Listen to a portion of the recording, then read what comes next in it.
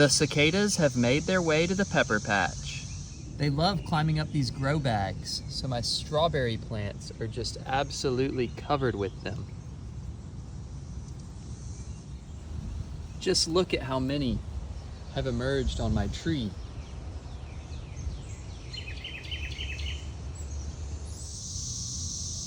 These things have taken a particular liking to the walls of my shed.